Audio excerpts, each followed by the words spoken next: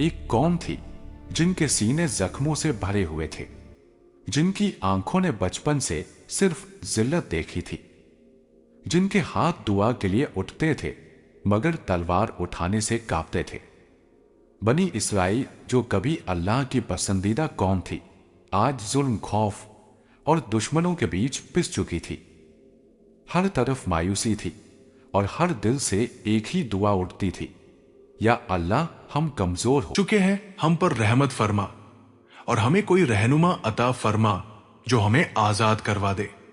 और फिर अल्लाह ने एक ऐसे लड़के को चुना जिसके दिल में सिर्फ अल्लाह का खौफ था। ना उसके पास कोई फौज थी, ना कोई हथियार, मगर उसकी बहादुरी हर जुबान पर थी। ना जरा थी ना तलवार थी, सिर्फ यकीन था।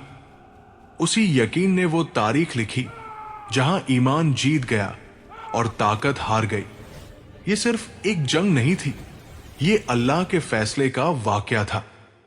ये उस दौर की बात है जब बनी इसराइल शाम और फिलिस्तीन के इलाकों में आबाद थे। कभी यही जमीन अंबिया के कदम चूमती थी, मगर अब इसी जमीन पर जालिमों का राज था। दुश्मन कहते थे हमारे खुदा ने हमें ताकत दी है और ये लोग गुमराह हैं, अब ये हमारे गुलाम हैं। उनके शहरों पर हमले होते, उनके घर जलाए जाते, उनके बेटे कत्ल किए जाते और औरतें कैद कर ली जाती। कुरान गवाही देता है कि उन्हें उनके घरों से निकाल दिया गया और उनके बेटों को कत्ल किया गया। हर शहर अकेला लड़ रहा था और हर जंग शिकस्त पर खत्म होती थी। आखिरकार बनी इसराइल के सरदारों ने माना, हमने अल्लाह की नाफरमानी की और आज हम अपनी ही जमीन पर गुलाम बन चुके हैं। तब वो अपने नबी समूएल अलैहिस्सलाम के पास पहुंचे और बोले, आए अल्लाह के नबी, हमारे लिए एक बादशाह मुकर्रर फरमा दीजिए ताकि हम अल्लाह की राह में जिहाद कर सकन। हुक्म आया, अल्लाह ने तुम पर तलूत को बादशाह मुकर्रर फरमा दिया है। तालूत ना कोई अमीर शहजादा थे, ना किसी मशहूर खानदान से थे। तफसीर इब्ने कसीर बताती है कि वो एक गरीब घराने से थे, मगर अल्लाह ने उन्हें जिस्म की ताकत और अक्ल की गहराई अता की थी। कौम ने एतराज किया कि तालूत कैसे बादशाह बन सकते हैं। तालूत कैसे बादशाह बन सकता है?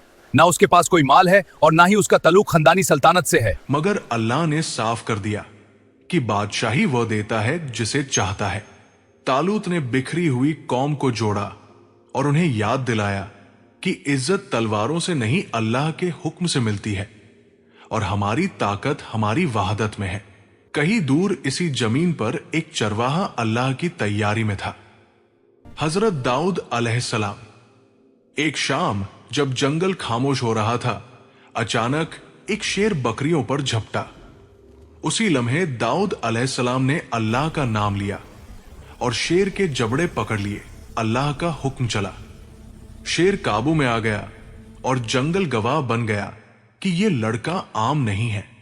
उधर तालूत की फौज रवाना हुई, मगर अल्लाह जंग से पहले दिलों को आजमाता है।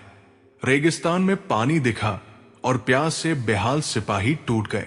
हम मजीद आगे नहीं बढ़ सकते, प्यास ने जान निकाल दी है। अल्लाह तुम्हारा इम्तिहान पानी से करेगा। जो ज्यादा पिएगा वो मेरा साथी नहीं होगा। सिर्फ एक हाथ भर पानी पी सकते हो। अल्लाह का हुक्म था कि सिर्फ एक हाथ भर पानी पीना है, मगर ज्यादातर नहर पर टूट पड़े। वही उनका यकीन भी बह गया, हजारों पीछे रह गए। अब हम जलूत का मुकाबला कैसे करें? हम बहुत कम हैं। और सिर्फ 313 लोग मैदान के इस पार खड़े रह गए। अब सामने जालूत था, लोहे का पहाड़।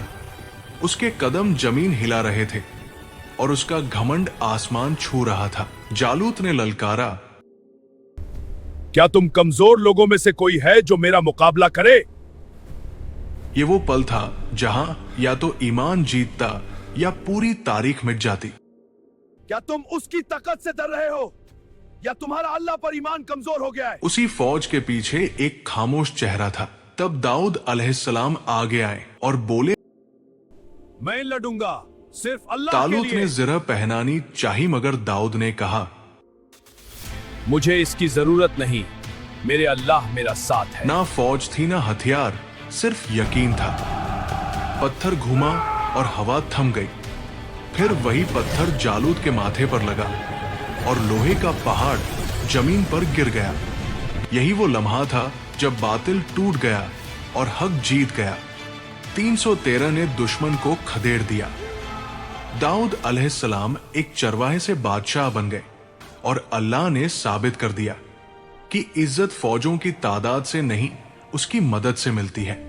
ये कहानी सिर्फ उस दौर के लिए नहीं है, ये आज के लिए भी है। जब हक तन्हा खड़ा हो और बातिल पहाड़ बन जाए तो याद रखना, अल्लाह आज भी अपने बंदों की मदद करता है।